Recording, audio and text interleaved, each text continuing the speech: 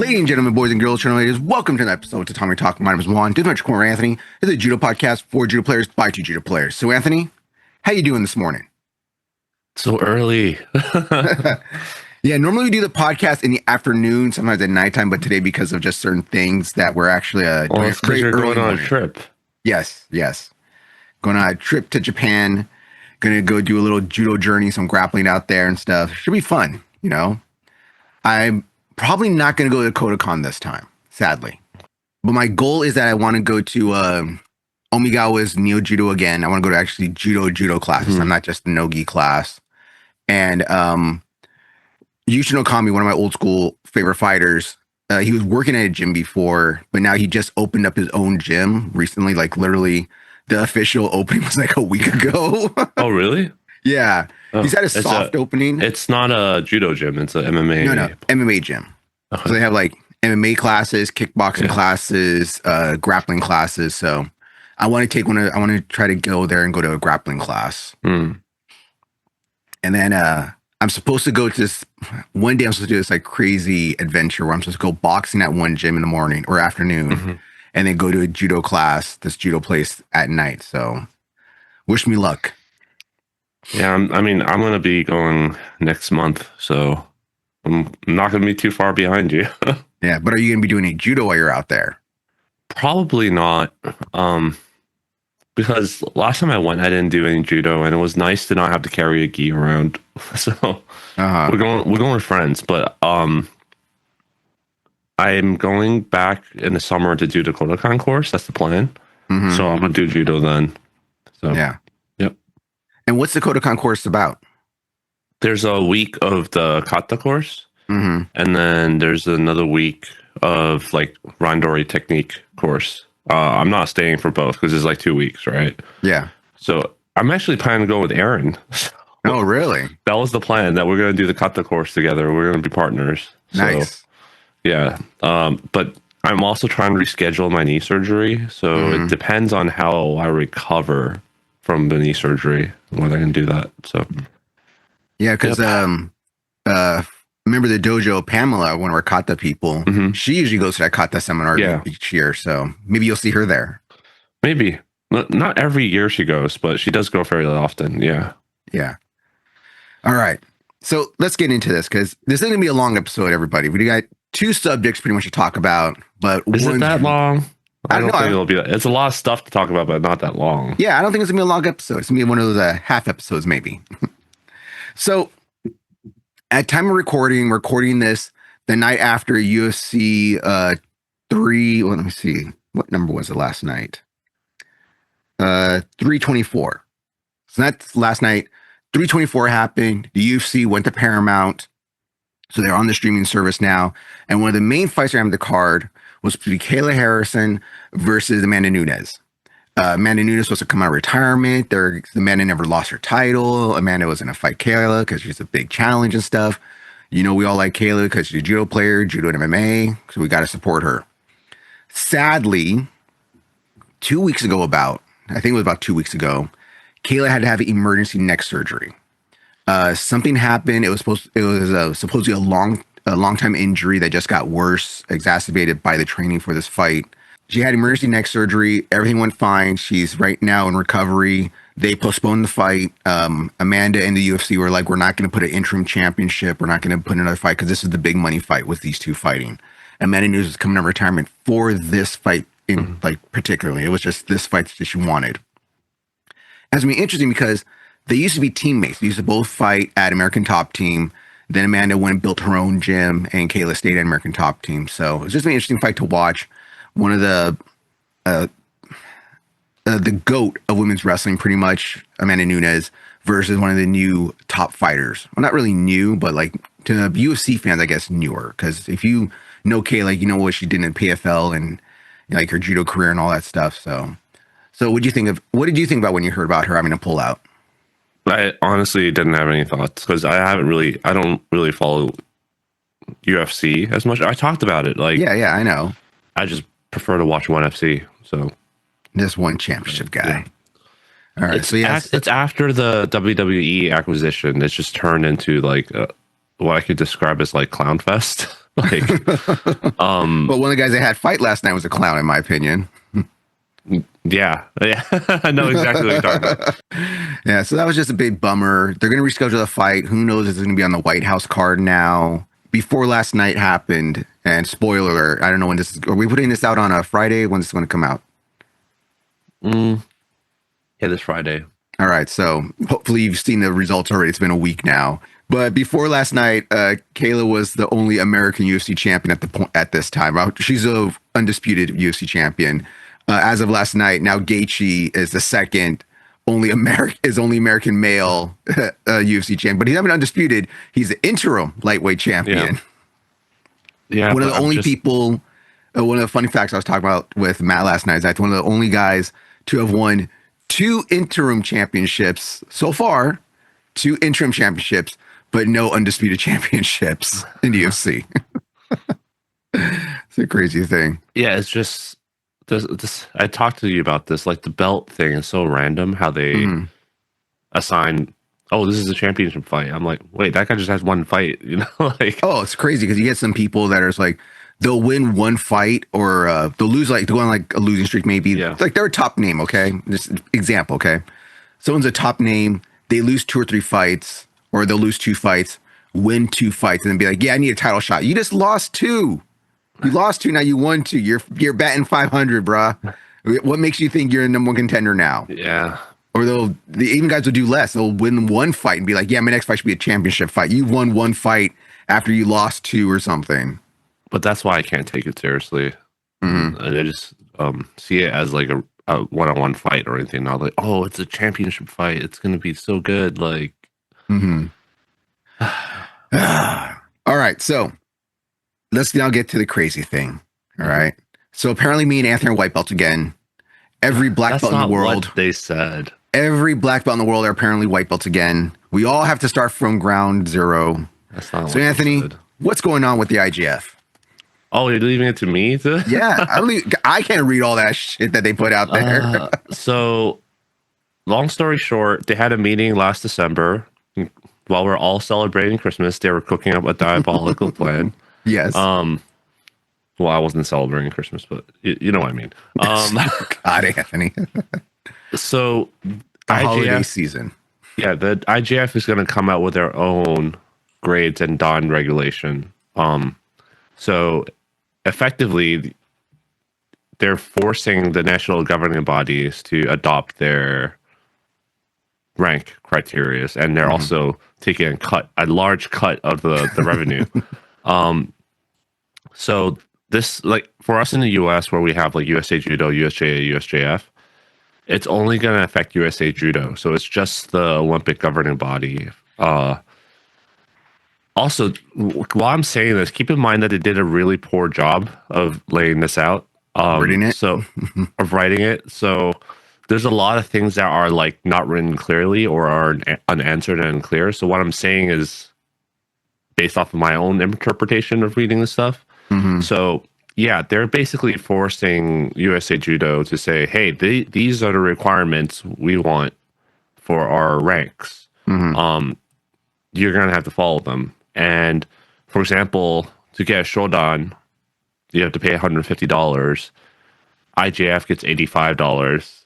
And then the Continental Union gets $35 and the USA Judo gets $35. So very, very even split. Yeah, it's like they're just like taking their lunch, you know? Yeah, give me your lunch money. Give me your cornbread. It's almost like, I think it's called rent seeking, the literal term, but I feel like it's like protection money, like mafia protection money. See, okay, from the wording, it feels like that, right? Like yeah. So, well, the way they worded it, they made it sound like very nice at first, like that whole thing, like very, very friendly when they first explain it to you. Then when they get to the nitty gritty, it's like, oh my God, I'm being extorted here. But the way they worded it is that there are 2 vast of differences between Shodans or Nidans. Like the black belt spectrum was too big, they were thinking. That black belt in Europe, not just Europe as a country, but maybe just Europe. Okay, a black belt in North America versus a black belt in South America versus a black belt in Europe and stuff. That they're too different. So we want to sear it up a little. We want to tighten this up. So we want to make one criteria for all black belt divisions, you know? So all black belts all Shodans have to do this. All Nidans have to do this. Like, if you want that, you have to do these requirements now that we're going to make it mandatory for all black belts to do this. Now, I wonder if they're going to do this, that all IJF black belts, so everyone that competes in the IJF have to have like an IJF certified black belt, right? Well, yeah, that's what they're saying. Yeah. Yeah. Because I think they said that, was it like last year we talked about it when they were doing the new coaching certificate stuff? It's not just the competitors, it's the referees, judges, coaches. They're all going to have it. Yeah. So that alone, every competitor has to now certify their rank through the IJF, through this new system. And anyone like here in the US, hey, having 3 systems now isn't that bad now, it seems. Because if anyone wants to. Actually, I was going to say that. Yeah, hey, look at us now. So if you want to get your black belt certifications through USA Judo, that's the governing body that works with the IJF and stuff, you're going to have to do all stuff through them now. All their black belts will be certified through them. And that's just, to me, it's just so daunting of a task of just all these black belts in the entire world now has to submit their paperwork to their governing body, okay, their federation, and then they have to submit that paperwork to the IJF. That is crazy. From a engineer perspective, this is like a whole. I don't feel safe having one organization having all this information on everyone in the world. There's that. Plus, also, they're supposedly going to publish this information. So there's got to be some GDPR, like in Europe, the data privacy law regulations. There's got to be some clusterfuck on basically keeping in accordance to regulations for privacy. Like, they're going to have to, based off of how they roll out the rules and everything like that, I'm just like, I don't have any confidence in you guys doing this properly. Like, look at how they rolled out the NFT thing. Yeah. Look at how they rolled out. Look at the NFTs now. Where are they? Where are they at? Where's the blue lion? Yeah. So it's going to be really difficult. But they also, like, we talked about how are they going to push these requirements? We'll talk about the requirements in a bit, but they're higher than we always talk about how Shodan in Korea and Japan are lower, the requirements, because they mean different things. How are they going to push this to? Are they going to tell the Japanese, like, hey, you guys don't know what a Shodan is? Like, hey, Kodokan, you don't know what you're talking about, all right? Yeah. For example, I think I'll pull this up. Yeah, the Shodan test for IJF requires the full Nage Kata, but in Kodokan it only requires a part of the Nage Kata. The first 3. The first, yeah. Was it first 3? It might be first 3. Yeah, I don't think the Sutemi Waza is included. Yeah, so how's that gonna work, right? I just don't know. But that, I guess the Kodokan rank would technically be separate from AJJF, like All Japan Judo Federation. But I do know that the AJJF submits their rank to Kodokan or something like that. I'm not too sure how that's going to work. So that's a lot of. That's the thing within itself. That's when people are like, oh, well, I want to go to Kodokan to get a Kodokan black belt. You know, like, yeah, I'm a black belt in. Yeah. This is the US. Like, I'm a black belt in USJA or USJF or USA Judo, but I want to get a Kodokan certified black belt. Well, that was a new thing. You got to get a US IJF certified black belt. Yeah, so I see. Let's not like dwell too. If you want to see the full thing, just go look it up. But I see some problems with this. Like, first of all, the countries, we already talked about how they're going to enforce it, right? And then some countries, like Philippe tells us, don't keep track of the ranks. Yeah, they don't have a database, right? Like some poorer countries. Plus, $150 for some people in certain countries is a lot of money. Yeah. So there's got to be some exchange rate. They're gonna, like, kind of like, you know, Steam Store, you can go buy video games online. Like, if you log in from Australia, it costs different than from USA. Like, which brings us to our new sponsor, Nord. No. Yeah. So they have to probably address that. But looking at how they handle Judo TV, they just We're like, yeah, screw you, poor countries. Like, Yeah. I don't think this is going to happen. The other thing is, they did not say that. Well, they made it very obvious, like, oh, if you're NGB, you're going to have to follow this, right? But they also added a line. Let me see. So only grades 1st to 5th Dan issued by IJF member National Federation according to IJF criteria will be recognized by the IJF. So anything above 5th Dan, just IJF's like you have no say at all. Like it's up to us. Yeah. So they're saying the IJF grades and Dan Commission will be vigilant regarding the value of grade issued by the IJF. And then this is the point I want to bring up. If federations cannot certify compliance with the requirements of the regulations, poor countries, the candidate must take an IJF examination either by video or in person. So they still got to fly all the way to wherever this thing is. They're gonna go to like North Korea to get there. Oh my God, I didn't think about that. Oh yeah, like North Korea or something. Shit. Yeah, but you can take a send it in by video, which again, I gotta set up that Zoom call. I'm just like, how are you gonna get the manpower for this? Not even USA Judo has been ignoring my requests for my rank thing. It's been like 6 months to 7 months now. They're still ignored me for that long. So I can't imagine the IJF handling all these rank requests. I really that's can't. just my thing. It's just daunting. Just thinking like worldwide. Like, this is just like a countrywide and stuff. Yeah, this is worldwide, and you want and now they're saying they're going to review videos too. Yeah, every black belt. Oh my God! Oh, maybe they're going to use AI. I don't know, since they use AI to generate those images. Like, the ugly ass images they use with people with 6 fingers and 2 toes. Yeah, it's like one of the images is just a picture of colored belts. I'm like, you couldn't have like just can I get a photo of color belts? Color belts, like it's someone's lazy.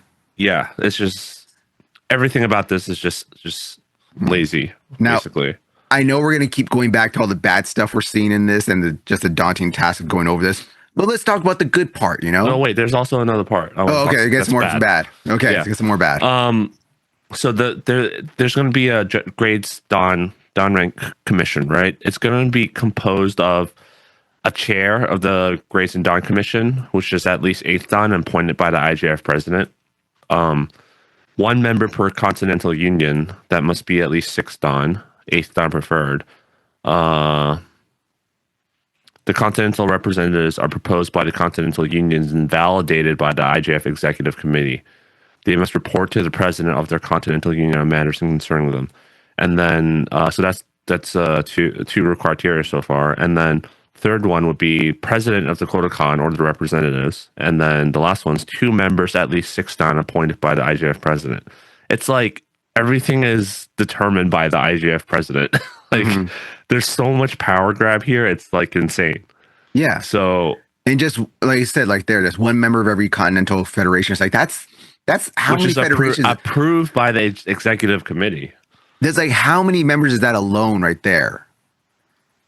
That is like just the like sure the amount of people just to be part of this board is going to be huge. Yeah. So I don't know, like there's no, I mean, they talk about this committee, but there's no like governance documents or anything like that about how they're going to run the committee or do votes or anything like that. So I just am very disappointed. Let's just say that. Okay, so maybe let's talk about some good stuff that could come out of this. All right. Now, one of the good things that will come out of this is that there will be a standard curriculum for everyone to do to get their shodans. Okay. So there will be a level of like all shodans should be at least this level. All nidan should be this level. Like I said, there's give and take because they said that it's mandatory for 5th and higher, which is again going to bring up the level of instructor, because they're saying that in the letter that they put out, that competition shouldn't be weighed as much as you get older, that is about knowledge and teaching and all that kind of stuff, which I thought was like, okay, yeah, because as you get higher dawn ranks, you're going to be older. You can't be fourth dawn or fifth dawn trying to get your sixth, but you still need 600 competition points. It's like, how am I going to get that? So that I think is nicer that, yeah, competition should be weighed higher when you're at the lower dawn ranks, and it shouldn't be as high as you get up. It should be more about like teaching and what you do for the judo community. So I thought, okay, that's good. That's really making it fair, because I know it's one complaint that you and I have about USA Judo, where even USA Judo, when you get to your fourth and fifth, it's like, oh no, you still need 600 points for competition if you want to get your fourth or fifth in USA Judo. It's like, that's tough. That's really hard to get those points in real life. I think the good part of this is that, yeah, like you said, basically a different version of what you said. The time and grade between ranks is lower across the board. Just looking at this, like first dan is what? Let me see. I can pull it up. Time and grade for first dan is just 1 year at brown belt, right? And then second dan is 1 year at first dan, right? And then the third dan is only 2 years at second dan. So compared to like now I'm waiting. Apparently, I need to wait 4 years to get my third dan through USJA. And there's like 4 years. Is that the distance? Is that the length? Oh my god. Yeah, I know exactly. That was my reaction. I was like, wait, what happened to the time and grade reductions? And they're like, yeah, that's gone now. So, we lied. Yeah, not lied. It's just it's gone, and they won't put into account competition or teaching or anything like that. So, so this is much more attractive now to people who are, honestly, if it wasn't a power grab, I'm looking at this requirement. And if it's done correctly, then I think it's very good, because it's actually testing you for technical proficiency, like knowledge, not just like how many tournaments you won. Like, for example, first on 5 randomly selected Nagewaza from, and then you got to do 5 Newaza technique chosen at random. And then you also have to do like Kagari Geiko, you have to do Uchikomi, you got to show all this stuff, right? And I think that, assuming they test it properly, and I assume the IJF does know this because they have a lot of panel of experts there, not for rules, but they have a lot of panel of experts for like techniques and stuff like that, and they have access to the Kodokan people. So I can see them like making this like, hey, if you actually know your stuff, you can get promoted faster. You don't have to compete or sit in the 4 years of time and grade. So I'm looking at the third dan test right now, and I would have most likely passed this like a couple years ago. But it's offering all these paths, and it's actually saying like, you don't need this time and grade for that long, but you have to know your stuff, which I think solves a huge problem where right now I think a lot of organizations, the ranks are just like how long you've been doing judo, and not so much how much you know. How proficient you are. Yeah, so because it's like so much emphasis on time and grade, and not so much emphasis on testing the knowledge. Like we looked at like this really gruesome test on YouTube for some rank, and it's like he did more than half of the stuff wrong. It's like, yeah, the test was hard, but you did it all wrong. And you did have I guess stuff wrong and dangerous. Yeah, and it's like, this is why I'm like, if the USA Judo, USJ, or USJF was the one holding these tests, these validations, I'm going to get so much shit for this, but if they are the ones like running this requirement, I don't have any faith in them doing a good job of it. But just because it's IJF doing it, they have access to the experts, then I kind of have a little bit more faith, you know? So I just like it that it's more standardized. Like I know I've said this before, but I like order when it gives you like, okay, this is your requirements that you need for here. Okay. It's not just random. Oh, well, you might need this, you might need that. And give me, get some points here, do a kata. But I like it when it's very standard, where it's like, this is exactly what I need for my kata. This is exactly what I need for competition points. This is exactly what I need to teach. Is that I like that standard, making it nice and easy to read. And that's what I like about this. That makes that for every country in the world that wants to work with the IJF or your national governing body that works with the IJF has to go through. I like that. You know, it's not the random selection of, well, a California black belt compared to a Minnesota black belt or something if they go to a different federation or whatnot. I feel sometimes with, like we're talking right now, like the American systems, so if you, okay, trying to figure out how to word this right so that makes sense coming out of my damn head. All right. So I think sometimes with our time and grade is so long is that shows you're doing judo, you know, that you're going to practice, you're competing, not competing, you're practicing, doing randori and stuff. So you should know the techniques up to that level. Mm-hmm. Where if you're a competition, you're going on a competition scale and you're like, oh no, I'm a competitor side. You're doing judo. You're showing that you actually do judo. So therefore you should, in theory, know the techniques and be performing techniques somewhat decently to be winning and get medals and points. So I think that's where it gets where the American system, where we have it with USA Judo, USJF, and USA here in America, that's why time and grade is so long, you know? Where with this new system through the IJF. No, the time and grade is long to keep people... to keep that system intact, the seniority system. That's basically why. To keep them down. No, seriously, that's what I think it is. Whether it's intentional or not, that's basically why it's there. Because with this IJF system, technically, I can overtake some of these people that have been doing judo way longer than me. Like, assuming I pass all the tests, right? Yeah. Maybe not past 6th dan, but I'm looking at these requirements. I'm like, oh, like if I follow this, I can overtake so-and-so or so-and-so that I know for a fact are not going to pass this knowledge test.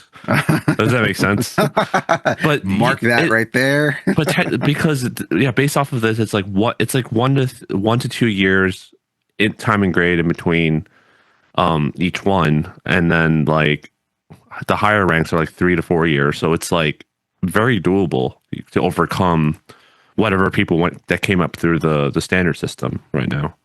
Well, I wonder, because like it says in the writings that everything's up to 4th dan seems, I'm not saying it's gonna be easy, but I wonder what they meant by when it gets to 5th, it's like mandatory and it's gonna be more stricter. What do they mean? Like what's 6 and above? Oh, it's 6 and above, not 5th and above. Yeah, 6 is just going to go through the IJF. It's like here, you can't just like apply. For 6 and above, you have to like go through a committee. Basically, you don't. Yeah. So, but it's not like this is. I know I like said the system. This system is more fair, but I gotta clarify. Like, if they do it properly, it's gonna be hard. The test. I think a lot of people are gonna fail. Like, like that's where they get that money in. Every time you test, you pay. If I look at most people that only been in a brown belt for a year, if they tried to do this 1st dan exam, I think they would fail. So it's just a possibility. Doesn't mean like, oh, now we're going to start handing out black belts to people that are only training for a year. Like, no, it's no, they like, only been a brown belt for a year. Only been brown belt. I don't think they only trained for a year. Yeah, brown belt for a year. Sorry. So I'm not saying this is going to be easy. I'm just saying the possibility for people to move faster up the ranks is there for those who actually excel. So, but there is no competition path, which is weird since they're IJF, which goes back to what I said. I think they're overstepping their boundaries, because if you as IJF are like a International Olympic Sporting Commission, I think this has nothing to do with you. You're already fucked with judo enough with your rules. So, no. See, you're never gonna get your IJF black belt now. They're gonna listen to this podcast. And I'm gonna fail the Mondo portion. I'm gonna do the Mondo, and I'll be like, start dancing. And be like, no, not the samba, the mambo number 5. What you want? But it's definitely an overreach. They should just stick. If they're gonna do this, it should just be for competitors, and which is kind of, they're saying, oh, it's required for competitors, but they also want to grab the money. So from regular people. So I think they're overstepping their boundaries. And we always talk about how people who complain about the IJF rules, they should just not follow it. You know, like no one, only like 12% of your class competes, and most of them aren't going to even national level competition. They're just going to do the local competitions. So why are you going to follow the rules? But now it's like people are acting like, oh, they're like forcing this on us. I'm like, you don't have to follow it. Like, Yeah. Well, like I said, in America, we're lucky. This is one of our lucky things where we're a freedom country where you want to know, I don't like your federation, I'm going to start my own. That we have USJF, USJA, and USA Judo. For most of the countries, they only have one federation, you know? Like it's when we get people that send us messages like, what do you mean you guys have 3 federations there? What do you mean you guys have multiple of this? And it's like, yeah, we have multiple. So, well, do you think this is going to sprout up like separate federations, like how in America we have 3 major ones? Like there are more technically. no, but, I don't think so. I think they're just going to hand out two different ranks. yeah. There's going to be just like the non-IJF rank and then the IJF rank. That's what I think they're going to do. Mm-hmm. Interesting. That's all I'm going to do. How about in America, going back to America now again, do you think that's going to push more people to leave USA Judo No. to go to, no, you don't think so? No. Just flat out no? Come on. This system is better than USA Judo system. I'm just Oh, definitely no. But Yeah. like I said, I like it. I like orders. I like all this telling you exactly what to do and The stuff. question is, how is USA Judo going to react to this? Because they're taking their lunch money. They ain't do shit, all right? They're going to sit there and take it. Yeah. So Do you think USA Judo then would raise their fees to be a USA Judo black belt? see, that's one of the things that they don't say, because here the IJF is like, this is going to be the fee, but I don't know if they're allowed to raise the fee and say like, hey, we didn't want more than 35, so now it's going to be 300 to get. No, 300. Yeah, Oh my so- God. I don't know. There's just a lot and answer questions. I just think they're going to hand out 2 separate styles of ranking.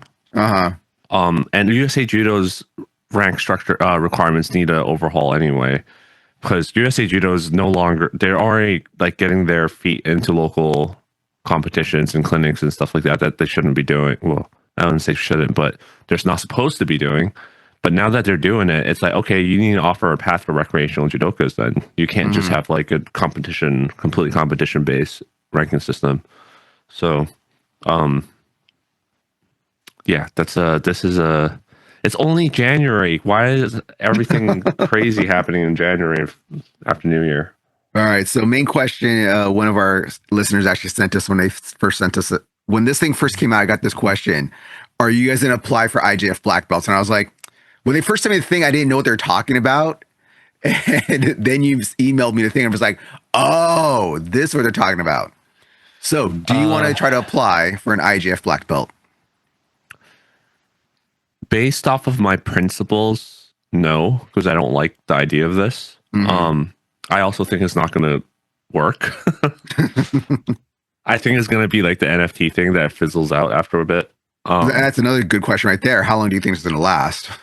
Yeah, so that's what I'm thinking. I already have second thoughts about giving money for Judo TV, so I don't know if I'll do this.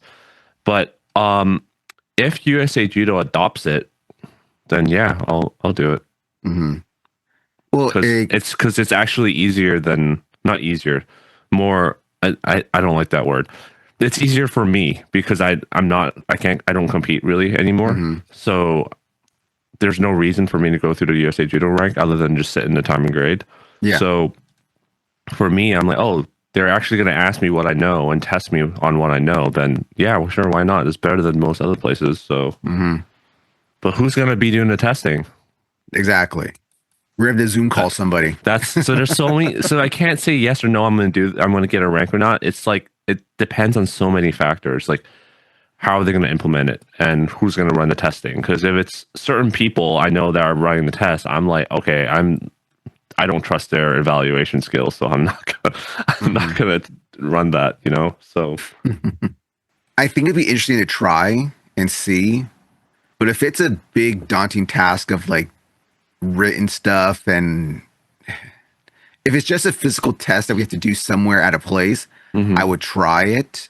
But if you have to do like a bunch of writing stuff, I'm out. Yeah, I want to write a judo essay in my gi and stuff. I mean, just look at how they evaluate referees.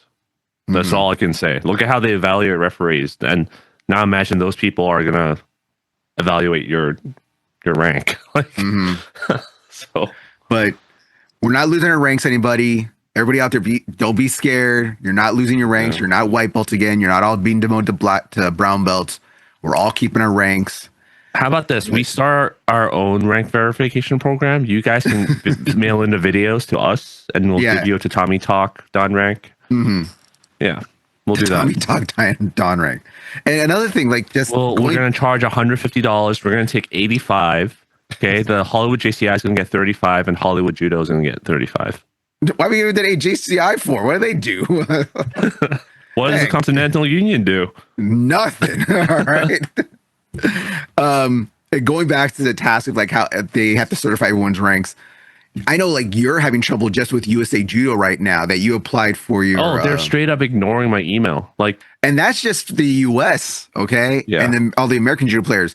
I can't imagine what it's going to be with all international, with all black belts. Like, just in theory, that they want all the black belts in the world to be under the IJF to get their black belts. It's just, that's too many people. They can't handle that. It's, can you, just, they need, like, how many supercomputers are going to need to do this? No, it's not supercomputers. They can do it if they hire competent people, but based off of the other stuff you see, like the rules, the NFT thing, the Judo TV, the IJF website, even, like, I'm like, you're not hiring competent people. So I don't see how this pattern, you can't even do like this basic thing properly. How are you going to do this huge undertaking based off of your track record? That's basically all I'm saying. So it is kind of, now at the end of it is kind of talking about this and going over. So it is a little bit, IGF, stay to your lane. All right. Handle international competitions. Stay there. All right. So, well, is there anything else you want to talk about? This is, like I said, it's gonna be a shorter episode. Yeah. So. There's only one more thing. The AJJF, not AJJF, the Kodokan released the rules for the upcoming All Japan Judo and Empress Cup. The Kodokan Cup, Empress Cup, yeah, whatever. I mix them up all the time. For tournament, it seems like it's implied that the leg grab from last time is going to stay, but in addition, they're also bringing back the boundary rules that out of bounds. Remember when I said I can't believe they left it out of bounds that way? Well, the Kodokan's fixing it. They're bringing back the old rules. Kodokan's not going to let them go all the way to that parking lot to fight. Yeah, yeah. So the Kodokan is bringing that back, and also they're changing some of the what counts as a score when you come up from Newaza. You know how if you stand up and I assume you or like Uchimata you or something, it's a score. I think they're saying it's not a score now.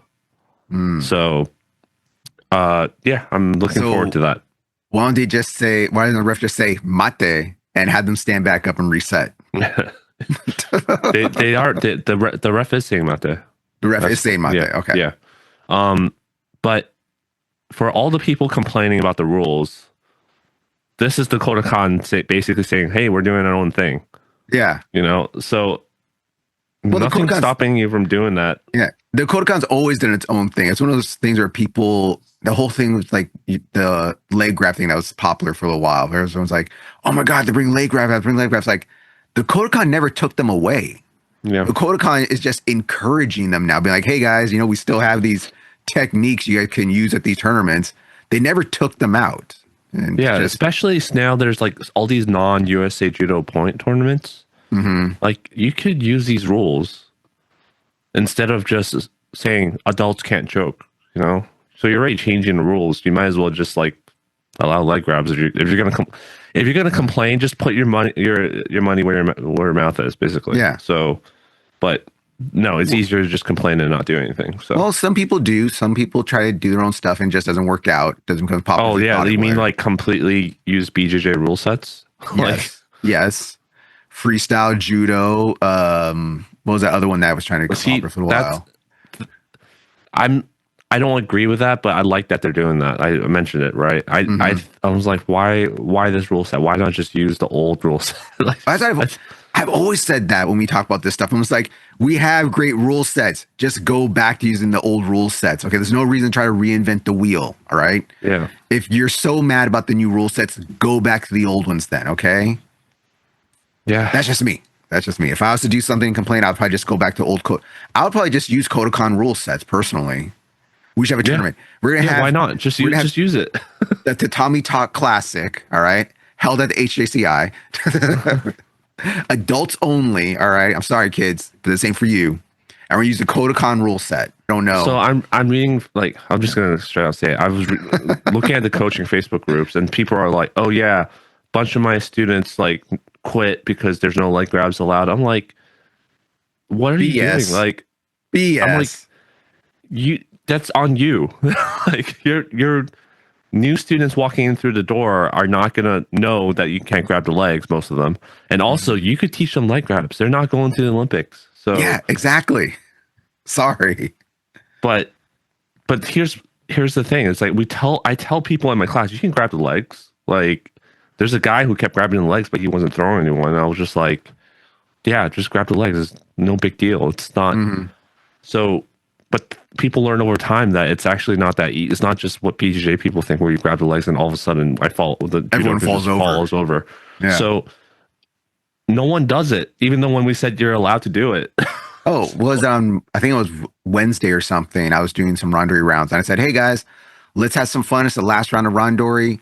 Let's do leg grabs. And some people were, some people weren't. Some people thought that doing the leg grab would be their golden sword, that they'll beat anybody with it. And they got Uchimata, they got Sumigeshi. Yeah, that's right. Kodokan rule set. I'm looking forward to it because there were so many amazing throws last year. Last couple of years, even on the made Aaron Wolf retire, going to pro wrestling. Yeah. So, all right, that's all I have. Enjoy your trip. All right. So with that, please remember to like, share, and subscribe. You can follow me, _Juan on Instagram. You follow Anthony on Instagram, Anthony3rd. You follow Tatami Talk itself on Instagram at Tatami Talk. You have things you want to talk about, things you want to go over, ask if we're still going to be white belts. I mean, ask if we're going to be white belts now. I'm not going to lose our black belts and stuff. Go ahead, send it to us at tatamitalk@gmail.com. And you can follow us also on Threads, and pretty much the only ones that I do anymore. The other ones don't work. People don't care. Yeah. Follow Anthony at not the Beehive, at the Tatami Talk newsletter, whatever. Yeah, the Tatami Talk news. I keep wanting to always call it the Beehive. The Queen, it is the bee right here. You can call it Beehive. Fine. Yeah, I probably just still call it Beehive if that's like it. Yeah. All right, Anthony. So with that, don't forget to give IJF $85 for no reason, apparently.